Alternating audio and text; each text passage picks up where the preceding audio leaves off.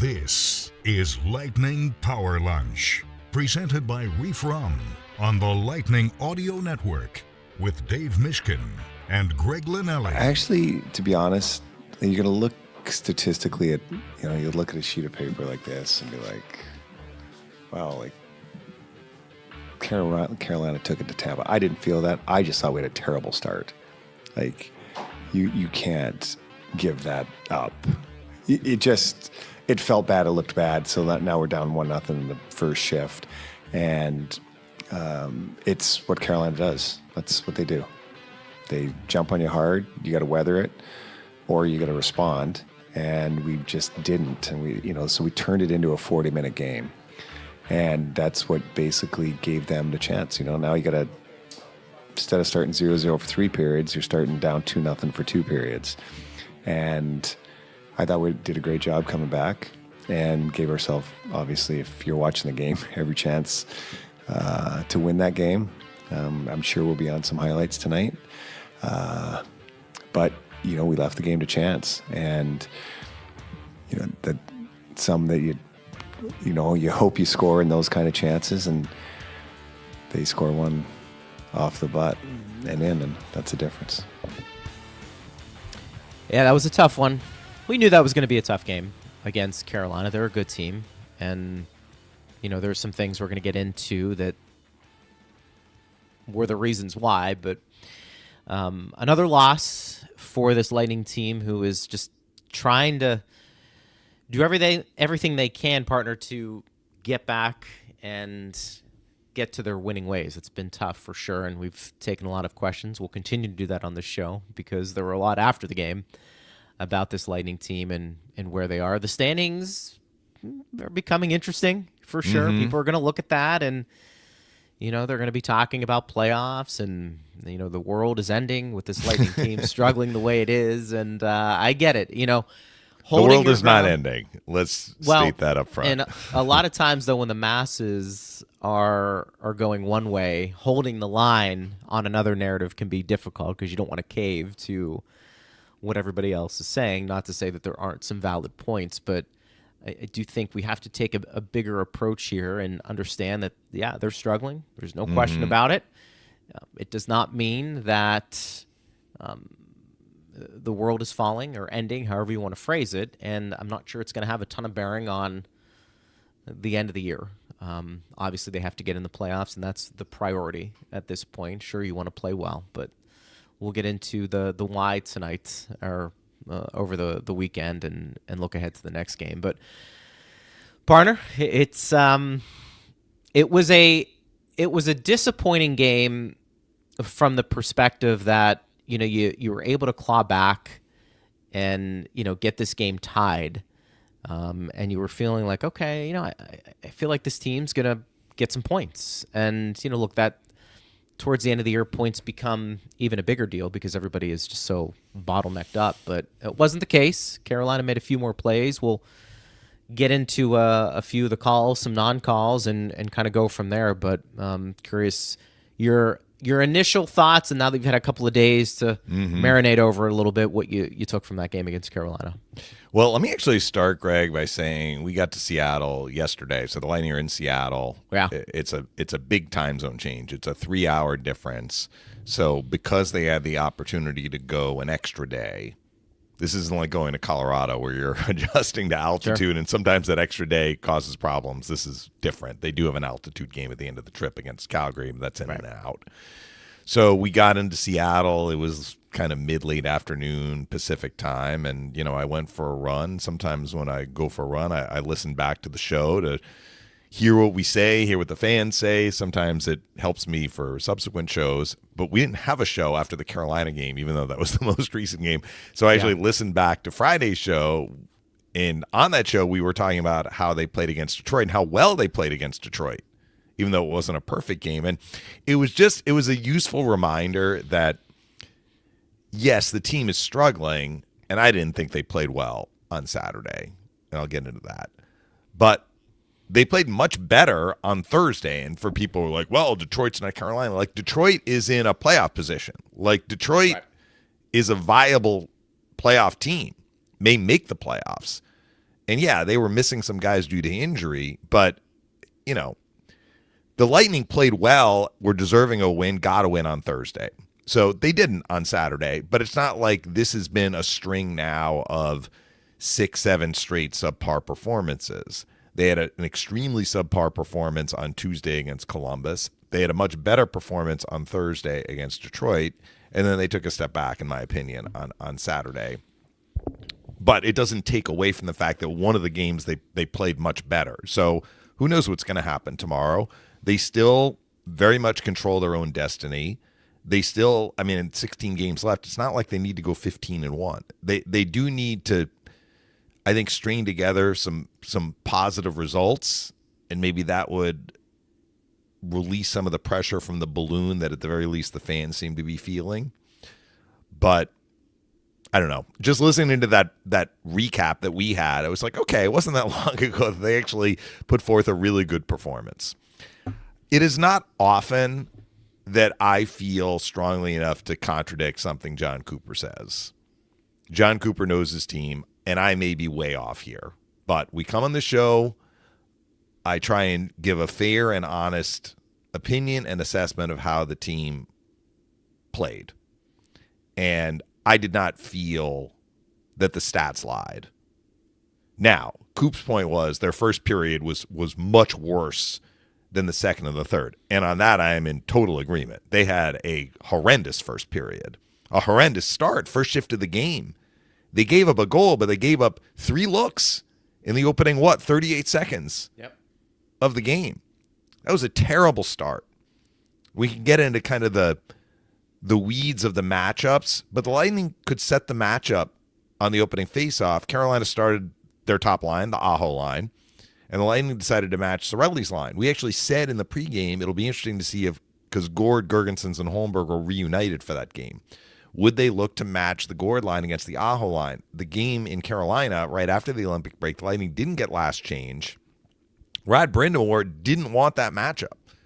Rod Brind'Amour got the Aho line out against, I think it was Point's line in that game, and it was the Stankoven line that got the Gord line. Stankoven's line had a good game. Gord's line didn't do very well in that game. As we talked about, that line has had a little bit of a struggle here to recapture their form from pre-Olympics.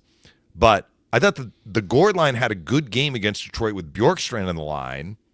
Paul comes back. Gergensons moved back onto that Gord line. And we're like, okay, you know, if we're talking like January, there's a no-brainer here. Gord's line is matching against Aho's line with Moser and Radish. Well, they didn't have Moser and Radish together. They had Moser and Hedman together because they had played those two together against Detroit.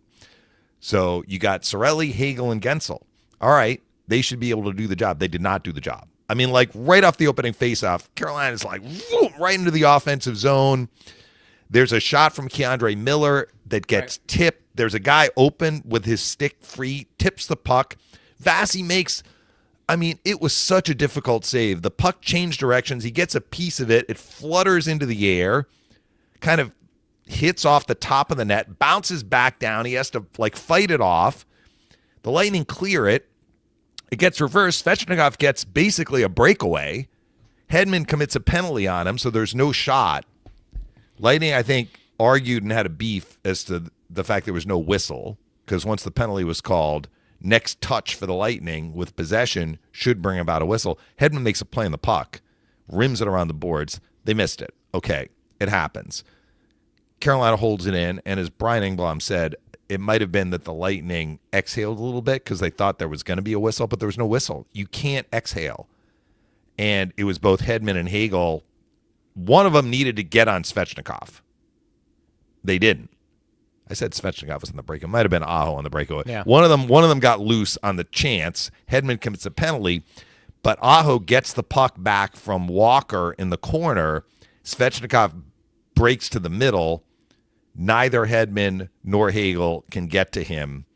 Pass tape to tape, he shoots it in. So, look, the breakaway in which Hedman took the penalty was not technically a shot, but to me, that's a chance. So you look at the first shift of the game. I mean, the Carolina Hurricanes couldn't have started any better, and they rode that momentum through the first period. Right. So yes, the first period was especially bad for the Lightning. And, the second goal was another one. They give up a breakaway to Aho and then don't cover Svechnikov after Vasi makes the breakaway save on Aho. Svechnikov gets the rebound, goes to the side. Aho has an open net. So what happened after the first period? The Lightning did play better. They did. But how do the Carolina Hurricanes want to play, Greg? I mean, we've seen this team enough through the years. We know, the Carolina Hurricanes want to script every game the same way. They try and impose their will on the other team so that the game goes the way they want. I think every team probably wants to do that, but when it's going Carolina's way, you can really see it on the ice. They pressure, nonstop pressure. You get the puck, there's a guy on you. I mean, they play a man-to-man, and again, Brian was like, Brind'Amour doesn't really like the man-to-man because you can't exclusively play man-to-man when you don't have the puck, but they're basically pressuring. It's like a full-court press in basketball, as we have said, and by doing that, they don't want you to have the puck. They want the puck. They want the puck the whole game. So what is the one stat short of possession time, which is not an official stat, but what is the one stat that we can look at that will help us understand which team had the puck more? Shot attempts. Now, Carolina likes to shoot. They are a shot volume team. They are usually among the leaders in shots taken per game and among the leaders in fewest shots allowed per game. But you add those two together, and then you factor in that they are usually last in block shots. That tells you that they have the puck a lot over the course of a full regular season. And in this game on Saturday, they had the puck a lot. They out-attempted the Lightning in all three periods, and the first period was the closest of the three. So even as the Lightning played better, and I think they did, in the second and third, I mean, they had nowhere to go but up. Shot attempts in the second period were 22-13 Carolina. And then going into a third period in which you battled back to make it 2-2, and the outcome is hanging in the balance. And if you just don't lose the third period, you're going to get points out of this game. Shot attempts in the third period were 26-12 Carolina. So I'm in agreement that the Lightning played better after the first, but Carolina dictated the terms of that game basically from beginning to end. When the Lightning got looks, they were isolated looks on counters. Carolina is an aggressive team. Sometimes they are over-aggressive, or if they don't get to a puck, they may give up something on counters. And look at the goals the Lightning scored, both on counters. Carolina pressed and pressured, and the puck went back the other way. Gord scores on kind of a partial breakaway. And then Gonçalves makes a pass to Destu that is almost intercepted. That's Carolina Hurricanes hockey. They are looking to make a play on the puck. Destu makes a terrific play to kind of poke it past that guy, sets up a 2-on-1. He and Point executed it beautifully, and they scored. So that's how they got to 2-2, but I didn't really think that the Lightning ever leaned on Carolina. Ideally, what you want to do, Greg, is make them play without the puck. It's hard to do, but if they're going to have the puck 60, 65, 70% of the game, they are the ones dictating the terms of what is happening. And, the third period goal that got them the lead, yeah, it was a little bit of a lucky break, maybe more than a little bit. Martinook takes the shot from the side. I didn't notice this at the time, but Coop said it afterward. It hit Hedman in the rear end, deflected off the inside of the post and in. So they're like, okay, a seeing eye shot. It was a seeing eye shot. But if you throw enough pucks at the net, you may get a break and one of them may go in. And what they got so many more dangerous chances than that. So the other part of it was, if you're going to cede possession, you got to protect the middle of the ice against this team.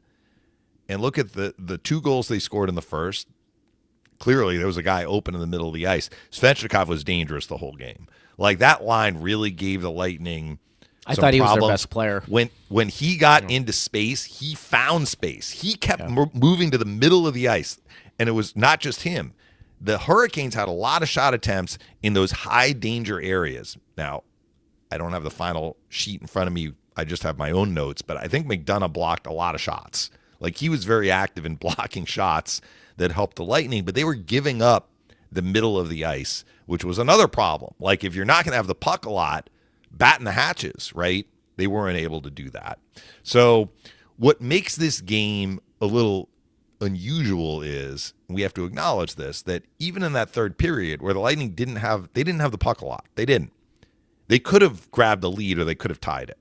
There were a couple of signature plays in the third period that we can look back on and say, these were big plays. One of them was Walker stopping Hagel from scoring into an open net when it was 2-2. He makes a skate save. The Lightning only had 2 shots on net in the third period, but 2 of their best looks were not officially shots on net. One of them was from Hagel, where Walker counts as a block shot, right? Walker got a piece with the skate. Then, when it was 3-2, Bjorkstrand has a chance on a loose puck in front. They said the shot attempt was blocked initially, but it came to Bjorkstrand. He's at the top of the crease. He makes the right play. He's trying to lift that on his backhand. It's end over end. It hits the crossbar and flutters over the net.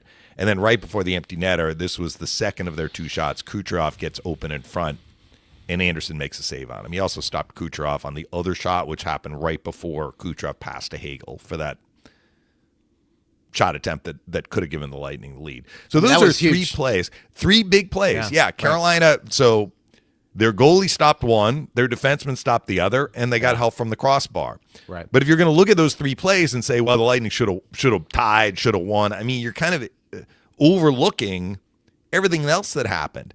Just like Taylor Hall goes wide, cuts in front. Vassy makes an unreal skate save on Taylor Hall. I mean, Carolina finished with 35 shots, Greg. Is that the one Hall came by and blew past Hedman? Yeah, that was in the third period when it was 2-2. So a couple of things happened in the game, and I will point out some things I thought that actually were going well for the Lightning. I thought the Gourde line had their best game since the break. They looked like the Gourde line. They were the one line until Girgensons got hurt. Unfortunately, he blocked a shot late second and couldn't continue. And that took a little bit of the steam out of that line, but not completely. I thought they were the Lightning's best line. But when Girgensons was there with Gourde and Holmberg, like, if you want to hang your hat on something, and hopefully Zemgus is not injured and having to miss some time, but if you want to hang your hat on something, Lightning fans, what did I say earlier last week? Such a big part of the Lightning's success this year hinges on the Gourde line playing like they did for much of the year. We saw them. They returned last game. And as much as Aho, Svechnikov, and Jarvis were dangerous as a line, Gourde's line, I thought, did make them play. Like, when Gourde's line was out there, Carolina did have to play defense. They did. And what the Gourde line did well, and what they do well when they're playing well, they are cycling in a way that they are setting up their line mate to get the puck. So they may not get the puck to the front of the net. Sometimes they do. Sometimes there's a shot. Sometimes there's a chance.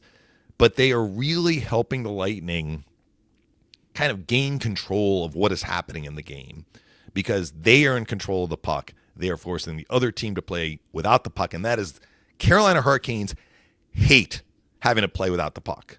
That is the antithesis of what they want to do. If you can make them play without the puck, they do not like that. Very few teams do. But the Gourde line is very effective at that. Sure. I thought they had an outstanding game, and then Girgensons, that one of the times they were in their own zone, Girgensons blocks a shot and had to leave and did not return. We'll see if he's able to return. But that is a very positive sign for the Lightning if they can keep that going. And, of course, Yanni scored a goal. So that was one positive. The other thing that happened was, the Lightning did go back to Moser Radish after the first period. And I thought they did pretty well.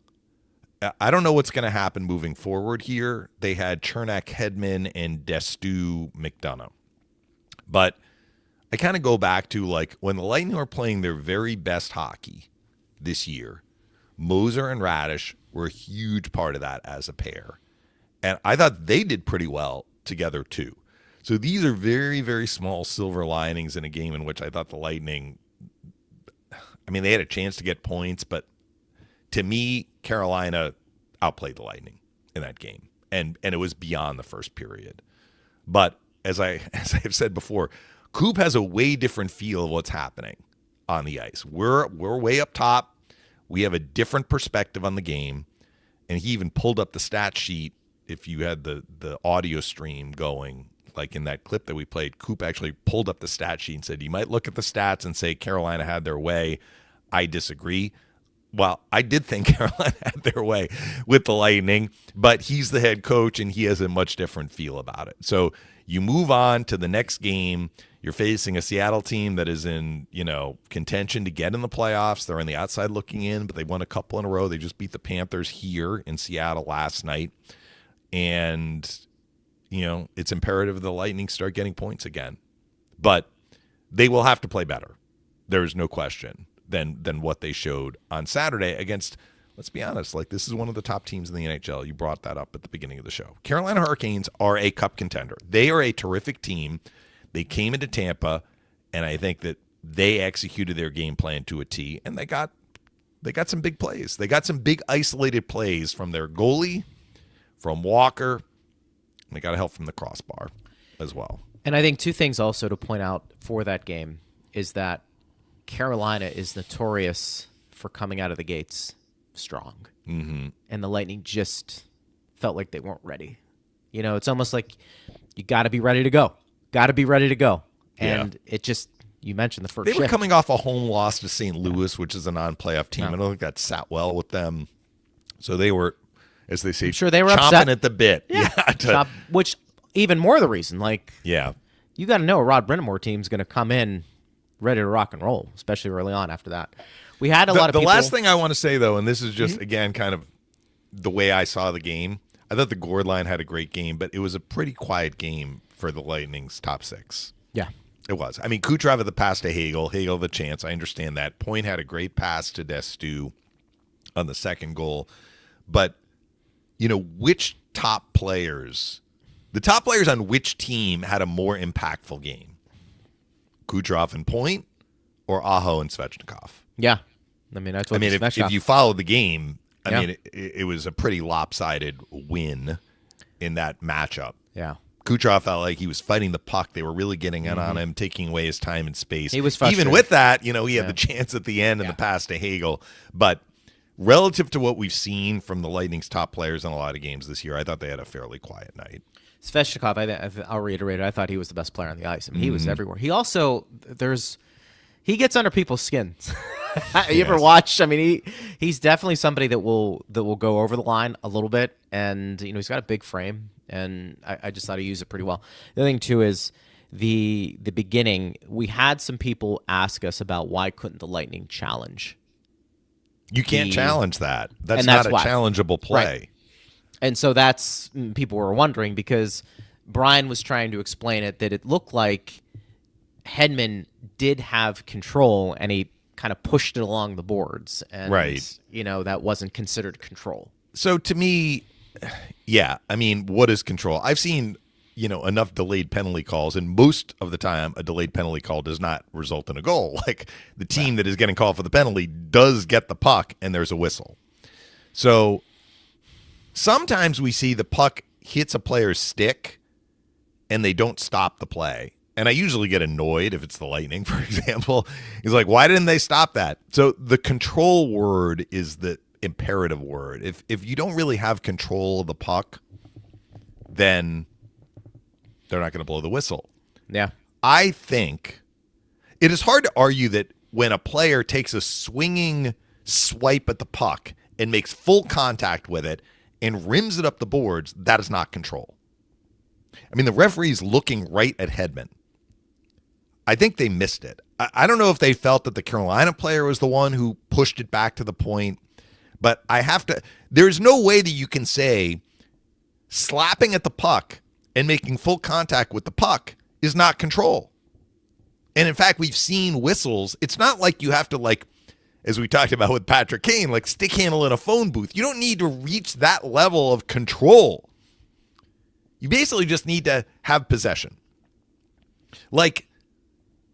If Hedman rim that puck up the boards. Let's say there was no delayed penalty. If Hedman rims that puck up the boards and it gets past everyone and it comes to Cirelli, who's out on the ice, and he scores on a breakaway, Hedman gets an assist. That was control. That was change of possession. So I feel that the officials missed it. There should have been a whistle, but it doesn't take away from what the Lightning gave up even before the goal for Svechnikov in the first 30-plus seconds of the period, and it really didn't get a lot better after that. Maybe giving up the goal affected them, but I thought that one was missed by the officials. But maybe, if we have somebody in the league who knows exactly what happened, they may say, well, actually, that didn't rise to the level of control. Yeah. Which I don't really understand, but maybe that's what they felt. Nick Paul did return. I think it's going to take him a few games to work his way back into, I think, being the impactful player we know he can be. You mentioned the D pairings, at least, maybe changing things up, going back to the original pair from the second period on. That might be something they have to go back to. There are some guys back there on the back end, I think you would say probably collectively, that just aren't playing well. And tough news for Carlisle, who's going to miss 4 to 5 weeks. I mean, the Lightning just cannot catch a break. It seems like it shifts from one position to the other. Like the Lightning had D problems at the beginning of the year and some forward problems. But, you had Chernak, McDonough, and Hedman out. Lilleberg later went out. And they've had a lot of injuries on D. And then it was the forward position where they had, Point out, Cirelli out, Paul out. Paul was out from the start of the year. James is now out. Gonsalves missed some time, and now we're shifting back to the D. Right. Crozier is out. Lilleberg, hopefully close to returning, but he is out. Carlisle is out. I'm probably forgetting some other players, honestly. It's the never-ending It's hard story. to keep track of it all. Yeah, it's the never-ending story. I mean, at this point, you just want to hope that can they get a fully healthy roster by the time the playoffs begin, and I don't want to take that for granted because I know that the standings are what they are. Yeah. I want to take Lightning have a practice, by the way, later today, so we may have an idea from that practice who is able. I mean, we know Carlisle's out, but for example, Gergensons, is he going to be able to skate? Is he going to be able to practice? Does it look like he's going to be able to play? Brian thought he had his best game of the year. Well, that line has had a lot of very effective games, but he was dangerous. Sure. He almost scored in the first period. Anderson made, to say that was a skate save, that was like hockey players don't wear toe picks, but where the toe pick would be on a figure skate, like that was where Anderson stopped it. He barely got it, nicked off the end of the front of the skate and then ricocheted off the post, but kind of the outside of the post and stayed out. That was Gergensons taking it out of the corner. No, did you think Gord's shot was deflected? It felt like it was fluttering a little bit on Anderson, I mean, honestly, I didn't think that was a great goal for Anderson. That's why I said it, because some saves. Yeah. It kind of, like we talk about the area, this was on his stick side, the area above the pad, below the stick. This was actually above, like it was above where he held the glove, where his blocker was. Right. It almost like went between his body and his right arm. It clearly crossed him up. I did not think it was deflected, though. Nikishin's trying to get over. I didn't think he got there in time. Okay. Because you shoot the puck. Sometimes he made a couple sometimes saves. it goes in. Yeah. I mean, the one on Gergensons Gergensons for sure, and then the one at the end of the game on Kucherov. I felt like they could have done a better job. It didn't look like he was completely sharp early on, and I just felt like the Lightning could have done a better job of making him uncomfortable back there. They didn't have the puck, Greg. But that's the thing. That's what I mean. Yeah. They didn't. We talk about that urgency and being ready to play. Like there wasn't that, and I credit Carolina. Look, this is one of those games where we can say the Lightning didn't do a lot of things. The opponent had something to do with that. This isn't San Jose. Carolina, to your point, is a battle-tested team. They may come up short a little bit in the playoffs, but they're always going to be one of the better teams in the regular season, and they play a certain way. And they allowed and they forced Tampa Bay into some of those situations. Partner, I want to read... Let me just get into one thing, and then I will punt to you, because there was a shift near the end of the game. It was before the Lightning pulled the goalie. I want to pull up the play-by-play to see who was on the ice. I know it was the stall line for Carolina, but it's 3-2 Carolina. We're getting into the neighborhood of the goalie pull, but the Lightning couldn't pull the goalie because this shift happened. And I want to try and find exactly kind of when it started. So I see Stahl and his line mates come on the ice. The first, note, I'm looking at the play-by-play, not the shift chart. So the first play-by-play is a Martinook shot that goes wide. That's in the offensive zone with 2:59 left. So, Coop sometimes will pull the goalie on the earlier side of things. It was a 1-goal deficit. Who knows if he would have pulled him if the puck would have been at the other end. But on the ice for the Lightning, you had Point, Gensel, Gonsalves, Hedman, and Chernak. So you're going to have Radish out there, but you're going to have Gensel and Point for sure. So it's possible that the Lightning were getting ready for the 6-on-5. They could not get the puck out of the defensive zone. It was probably close to a minute that Stahl, Martinook, and Ehlers, who I thought also had a very good game for Carolina, they just cycled it in the offensive zone. They were like the gourd line. The Lightning are down 1. They need the puck. They can't get the puck. They can't get the puck out. Carolina burned like a minute there. Yeah. From, again, I'm estimating here, about 3 minutes left to about 2 minutes left. Finally, the Lightning get a change. I don't even think Point and Gensel were on the ice when they pulled the goalie because they were exhausted. Kucherov was more fresh because he was not on the ice for the long D-zone shift. That's how he got that scoring chance. And then Radish got on the ice too because he was fresh. He tried to block a clearing attempt, and it just bounced off his stick, and then Stankoven scored the empty netter.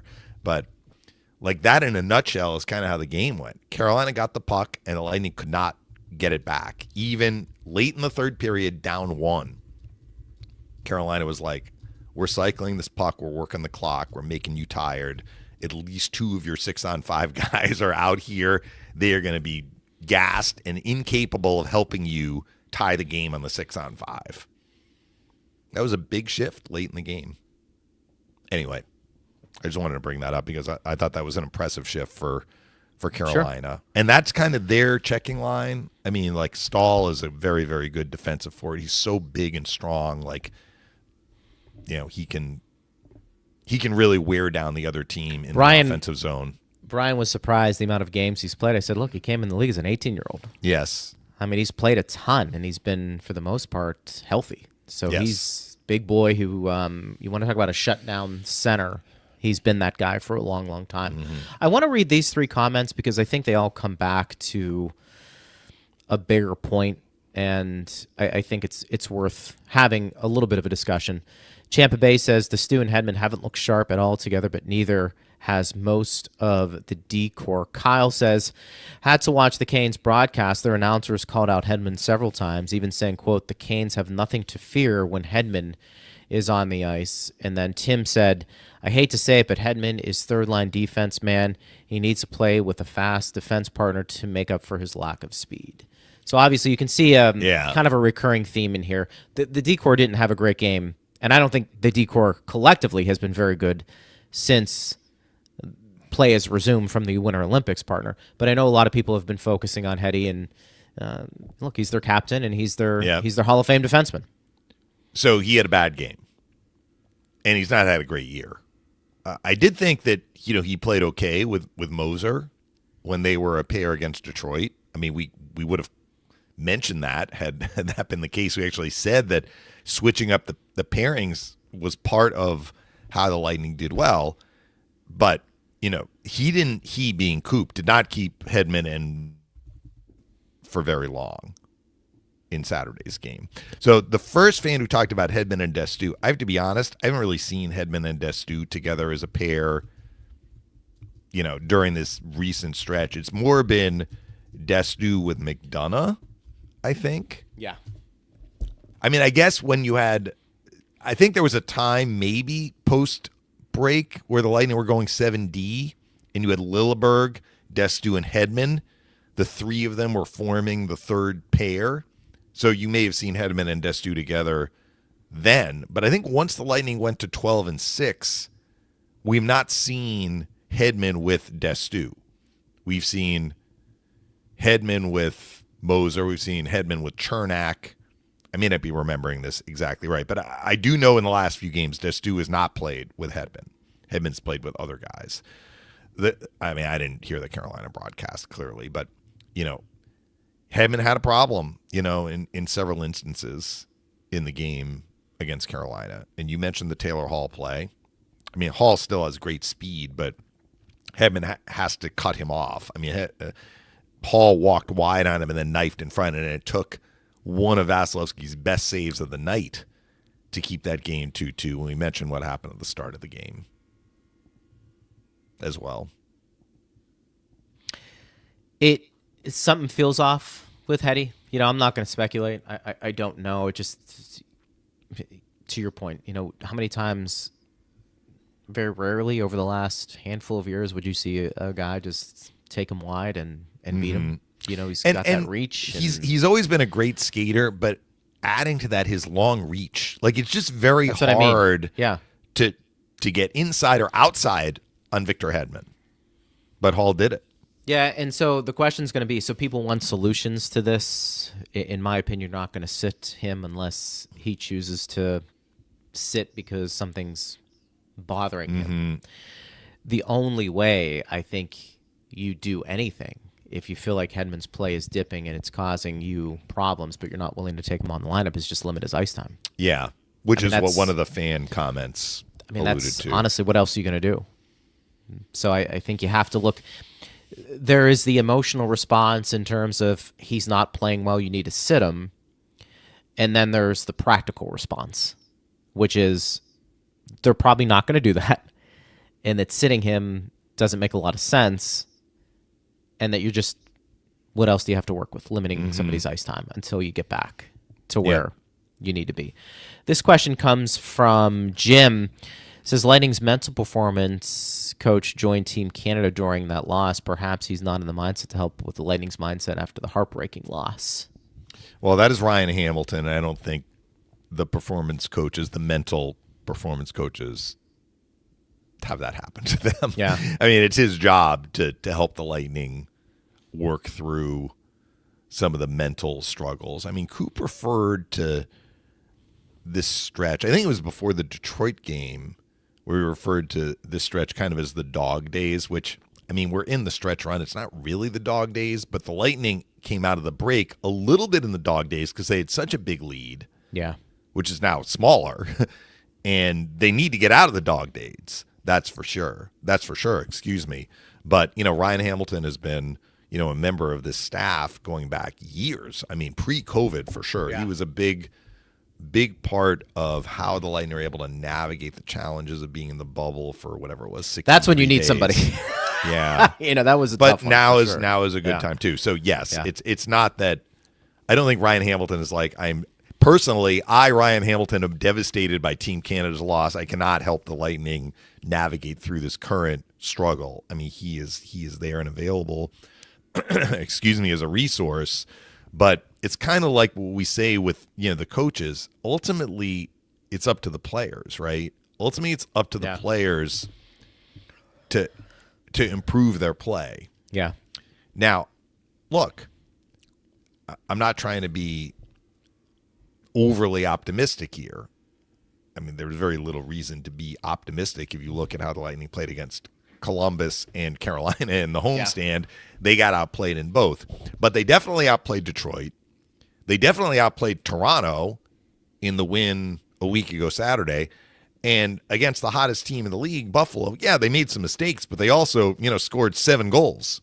So they've shown signs of playing better. They've shown signs of playing a little bit better maybe than 3-7, I don't know, since the break. I mean, a couple of these games, they've been tied going into the third period. They were unable to get points out of it. They have to own the blown lead in Buffalo. But as we said, that game was a mixed bag for both teams. Mixed bag. That means that, there were some marbles in the bag. There were some like clunkers, but there were some like beautiful marbles in there too. So it's still a work in progress for the Lightning to rediscover their form. And let's see if they can have it kind of come together for them on this road trip. I mean, it happens, right? Like Minnesota. So Minnesota had lost a couple coming out of the break. They beat the Lightning. Then they went on a run. Like they won a whole bunch of games, and they've just lost at home to 2 non-playoff teams. They lost to the Rangers, and they lost to Toronto. in Minnesota, where they've been dynamite this year.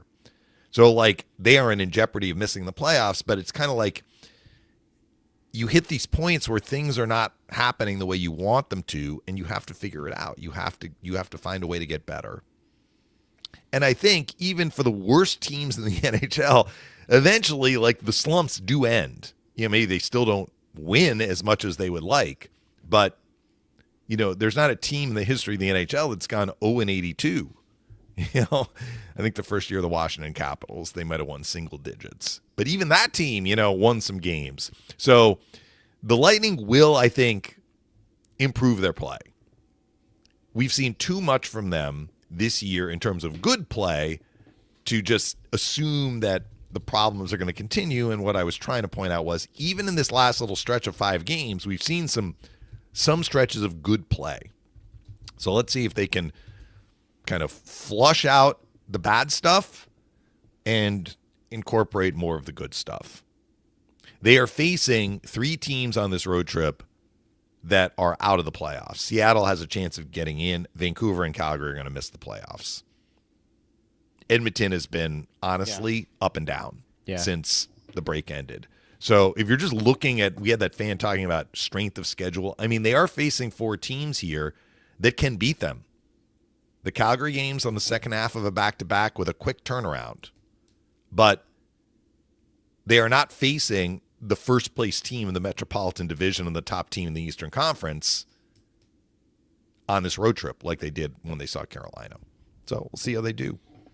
You know, on a side note, I'm wondering how much of the solutions or the therapy for, and I'll just use that term, the mental health, let's call it mental health performance coach, is staying off social media. Yeah. For these athletes. Just that's a good practice. Get away. Regardless. If for anybody, right? In but the especially an public athlete. eye. Yeah. You If know. you're in the public eye, for Guys, sure. get away and let's figure out some good things. Bolts and Knowles, let me bring him up or she up. Greg and Dave, what have you guys seen since the break that would explain the absolute collapse of our defensive system? Was a strength leading into the break. So let me just make one comment that Brian Engblom made on the previous last call that maybe gives a little bit more X's and O's rather than they look at a sync, they're just not playing together, which I think is all true, is he was saying something about the spacing for the defensemen. They're too wide. And that is causing some of these gaps. Mm-hmm. They're wide from each other. Like the middle of the ice is open. They're wide from each other, and they're just not defending that part of the ice whenever it happens efficiently, and then they're just not covering for one another when somebody is out of position or makes a read. So maybe that gives a little bit more insight if people are watching, like, are the Lightning tighter, with their D gaps? And certainly that's one component of it, but that would be more of a and Brian would notice that. Brian tends to notice those trends by tens. I mean, he's a former player, so he would know more than me. I tend to speak more in generalities, and correct. I think that they're not their details are not as crisp as they had been, and some of that might be spacing, right? Like when things are rolling, everyone is in the right position. And so on the Martinook goal, it was a little bit of a lucky break for Carolina. It was. But how did Carolina enter the zone? Ehlers slices up the middle of the ice. And I mean, when the Lightning are really on things, they're cutting off that guy before he can accelerate. Like, he was flying on that shift. If you go back and find the goal, if you can bear to rewatch it, right? I actually went and rewatched it because I wanted to see if it in fact deflected off Hedman. The replay on NHL.com, it's not conclusive that it hit Hedman, but the players know, Coop knows, Hedman probably knows, okay, it hit Hedman. But if you watch where it starts with Carolina having the puck in the defensive zone, and the defenseman, I think it was Riley, makes a short pass to Ehlers.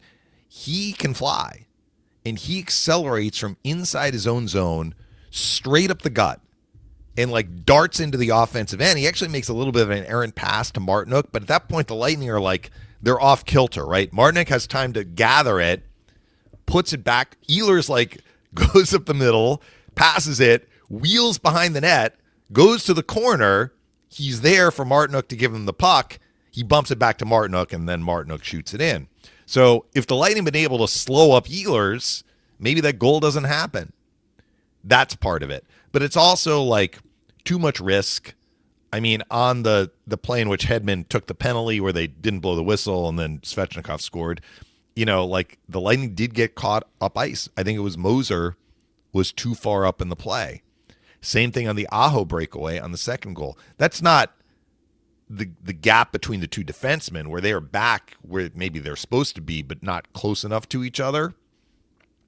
That's being caught up in the play, which was something that Coop talked about after the Columbus game, where he said, our defensemen, or maybe it was after the Buffalo game where they gave up a lot of rush chances.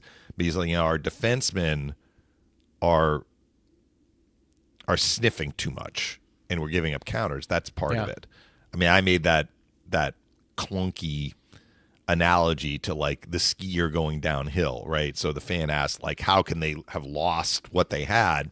When you're in the zone and everything's clicking and everyone is fitting together and, it's like machine-like how you're performing at a top level. And it's just like wash, rinse, repeat, wash, rinse, repeat. Once things go off kilter, you're trying to get it back, but it's difficult. And they haven't really been able to do it with any level of consistency. And I hesitate even to use that word because they haven't even been close to consistent. We've seen little flashes. I thought they did an okay job against Detroit, but even that game we were like, they weren't perfect. They beat Toronto in Toronto. They weren't perfect. They were better.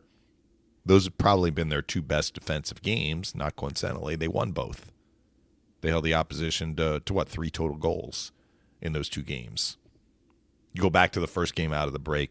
I mean, they gave a breakaways in that game to Nylander, if you remember, but they did win it 4-2. So, the 3 games where the Lightning have held the other team to under 3, they've won all 3, and those have been their best defensive performances. But they are not at the level, even in those games, they're not at the defensive level that we saw in a lot of the other games before the break.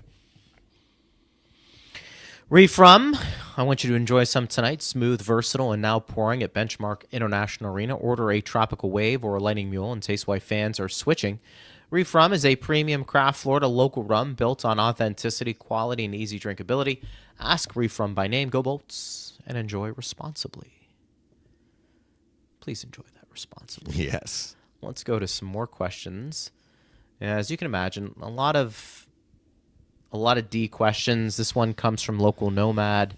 One guy who the Lightning really need to get going is Darren Radish. His last power play goal was the Stadium Series against Boston. Well, for Radish, yes, it's nice if he shoots pucks in, but it's also important for him to get his shots on net on the power play.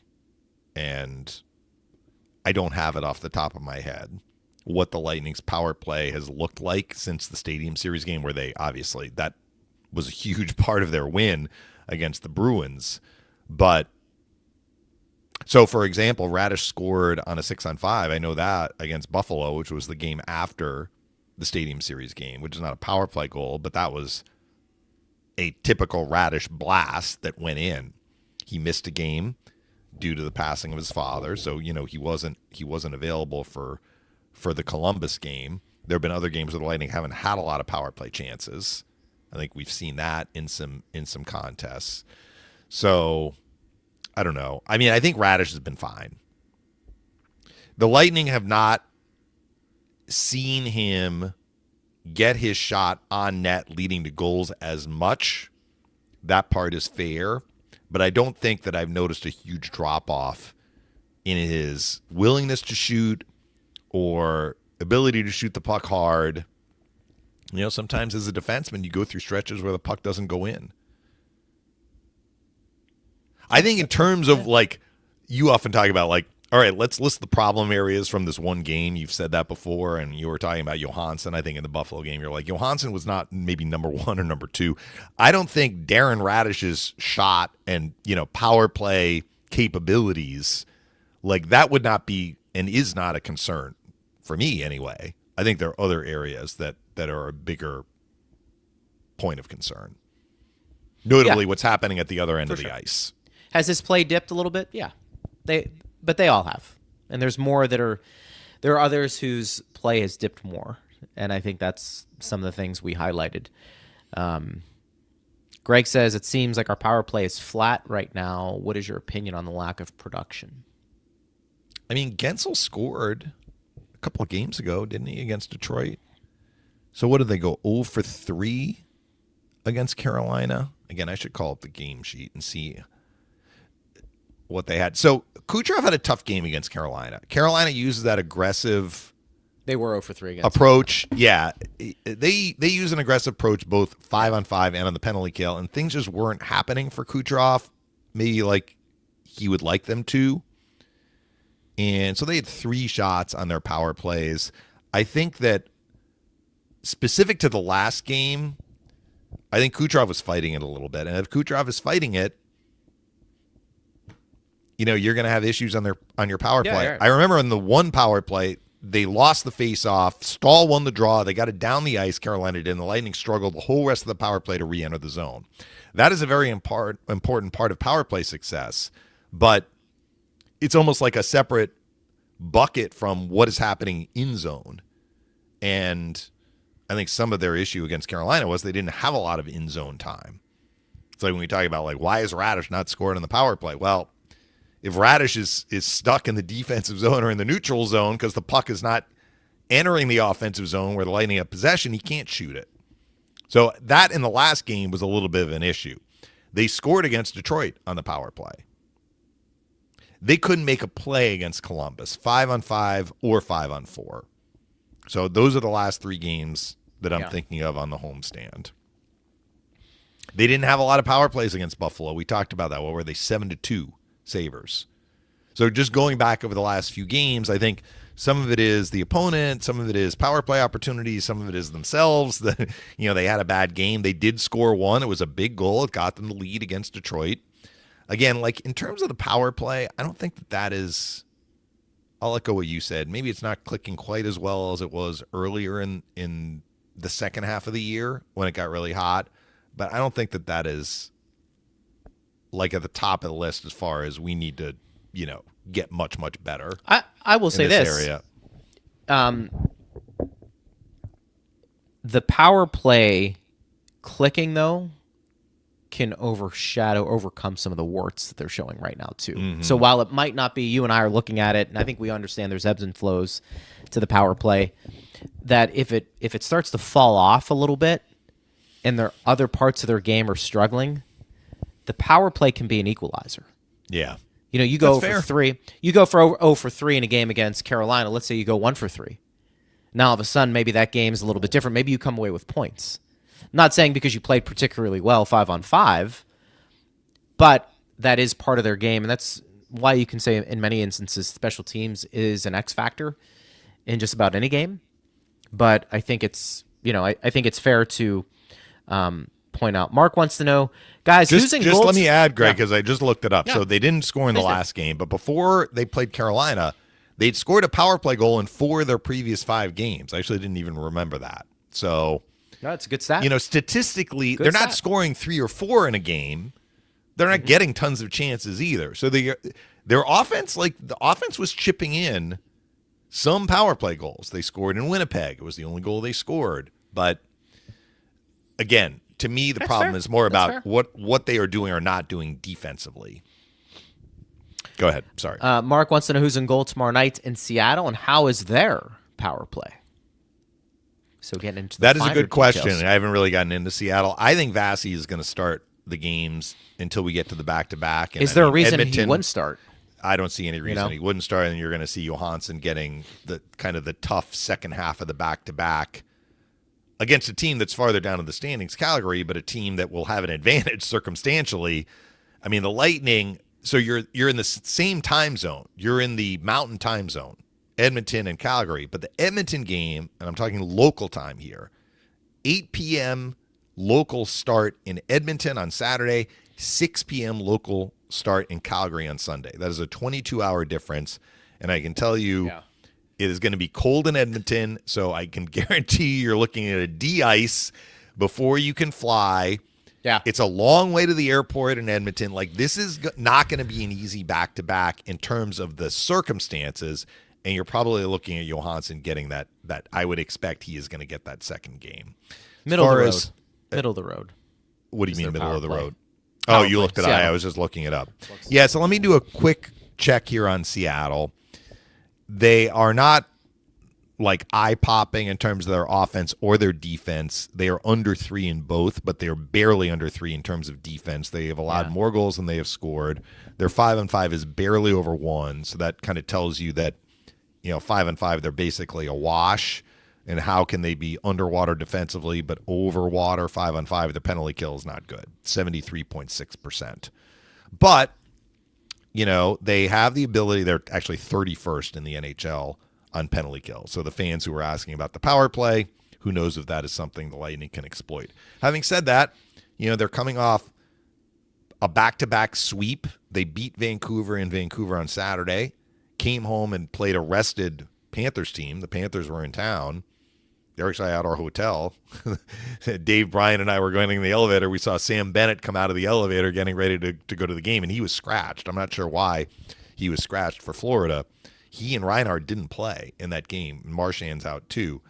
And Seattle laid the hammer down on Florida. They won 6-2. So that's an impressive weekend back-to-back sweep with travel for Seattle. Yeah. Having said Fair that, point. they have not had a Minnesota or a Dallas type of year, even an Anaheim type of year. They're going to have to hustle to try and make up ground to get into the playoffs, but they are better than Vancouver and Calgary in terms of the standings record. They don't score, which is funny because they scored 11 goals over the weekend in the two like games. Jordan Eberle is their leading scorer with 48 points through 64 games. I mean, that is not impressive. I think he's the only guy. There's 2 players that have hit 20 goals for them. Bobby McCann's the other one. Yeah, McCann has scored 3 goals since the trade. He scored all 3 goals over the weekend. There you go. So they had a few players. I'm like, who's that? Like, I didn't even recognize. I mean, I know Bobby McCann, but guys who produced last night for them, they had Berkeley Catton, who is a top 10 pick. He's in his rookie season. He's in the NHL. He's played 50 games this year. He scored last night for them. He has 6 goals. Ben Myers, I think he's played 1 game against the Lightning, possibly. Another prospect. He scored last night. He has 7 goals this year. Another guy that I don't know well, Ryan Winterton. He might have played 1 game in his career against the Lightning. Again, the Lightning only play Seattle twice a year. So Winterton is a 3rd-round pick. He scored last night, or he was involved in some goals. They have Kapokako in, one of the trades they made with the Rangers last year. He was involved in some offense last night. He's got 10 goals. He's actually one of their best plus-minus guys, plus 10. And I mentioned Myers. Checking Myers. Myers is undrafted. So, I mean, they have some guys who are when I say fairly new to the NHL, that just means that I haven't seen them a lot, but they've played enough this year that, they are involved in this playoff push for them. They do have Matty Beniers. They do have Shane Wright, who's, a high prospect, a high draft pick. And they're there. Like, they're finding a way to get points. But I think your overall point about their offense is true. When you're at, 2.88 goals for per game, there's a little bit of a hook or by crook there. If you're not one of the top defensive teams in the NHL, you have to find other ways to get points. But where the Lightning are at, it's kind of like what we said earlier in this stretch.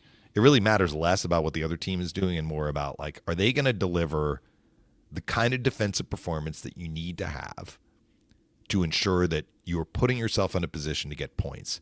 And we just saw Seattle sweep a back-to-back. They can score, they can win games.